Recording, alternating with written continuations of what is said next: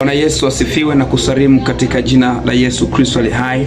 Nataka niseme na wewe mama uliyekata tamaa. Nataka niseme na wewe baba ambaye umekata tamaa. Nataka nizungumza wewe kijana ambaye umekata tamaa ya maisha. Kila itwapo leo ni vita. Kila itwapo leo inaondoka hili na kuja hili. Usiogope. Usiogope. Nasema na wewe usiogope. Kwa sababu gani? Hayo unayapata kwa sababu kuna mahali unataka kwenda. Sikia nikwambie, safari ya Yusufu kutoka kuwa mjelajela kufika kuwa waziri mkuu haikuwa safari ya kawaida. Ilikuwa ni safari ambayo ilikuwa imejaa shida, adha, ilikuwa ni process ndefu. Hautafika pale ambapo unataka kufika ikiwa hujapita eneo. Sikia nikwambie, hayo unayoyapitia hayana mpango wa kukua.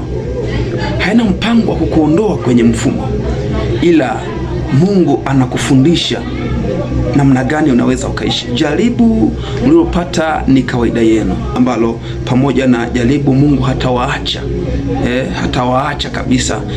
Pamoja na jaribu atafanya mlango namna ya kutoka. Kitabu cha Wakorintho wa kwanza sura ya 10 na ule mstari wa 13. Biblia inasema hivyo. Lakini kitabu kile cha Isaya 43 na ule mstari wa 2 anasema kwamba upitapo katika maji mengi hautagharikishwa, na upitapo katikati ya moto hautaungua. Yani kupita katikati ya maji ni lazima upite. Yani hakuna upite, ni lazima upite, lakini kanuni hautaangamizwa. Kupita kwenye katikati ya moto ni kawaida, ni lazima upite, lakini kanuni hautaunguzwa. Sijui unanielewa ninachokwambia. Mungu akubariki na kutunza. Naitwa Samueli Tangi. Amen.